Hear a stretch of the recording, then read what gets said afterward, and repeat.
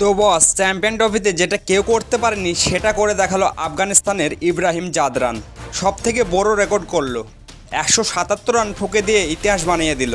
হ্যাঁ বস, নতুন superstar, cricket জগতের নতুন হিরো, ক্রিকেটের আতঙ্ক বলতে পারো ইব্রাহিম জাদরানকে।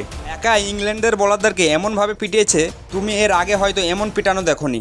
আর সাথে বানিয়ে ফেললো চ্যাম্পিয়ন ট্রফির এমন রেকর্ড যা কোনো ব্যাটসম্যান এখনও পর্যন্ত করতে পারেনি।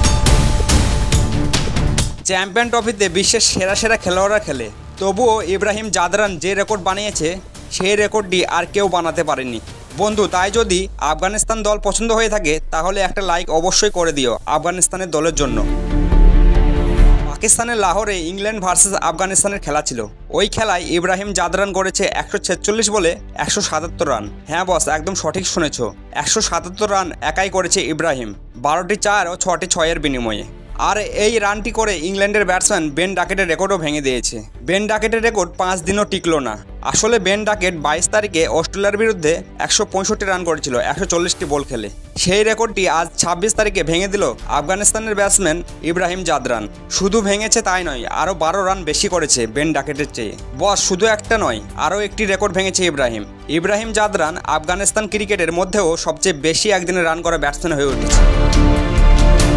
বস, আমরা যদি চ্যাম্পিয়ন ট্রফিতে একদিনে সবচেয়ে বেশি রান করা ব্যাটসম্যানগুলোর দিকে তাকাই তাহলে দেখতে পাবো একে রয়েছে আফগানিস্তানের ব্যাটসম্যান ইব্রাহিম জাদরান, 177 করেছে, যেটা এবছর চ্যাম্পিয়ন ট্রফিতে করলো।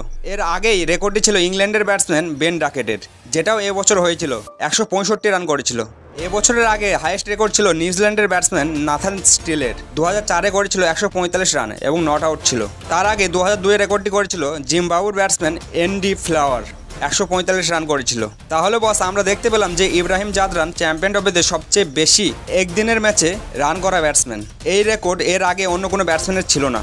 এই দুর্দান্ত ব্যাটিংয়ের জন্য আফগানিস্তানের টিমের সেমিফাইনালে যাওয়ার আশা সম্পূর্ণ আছে।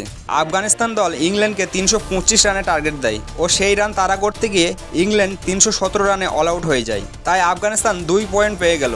আফগানিস্তানের পরবর্তী খেলা অস্ট্রেলিয়ার সাথে। যদি অস্ট্রেলিয়াকে হারাতে পারে তাহলে বস আফগানিস্তান সেমিফাইনালে চলে যাবে। তো বস, অবশ্যই কমেন্টে জানিয়ে যেও আফগানিস্তান পরের খেলা অস্ট্রেলিয়াকে কি হারাতে পারবে? তোমার কি মনে হয়?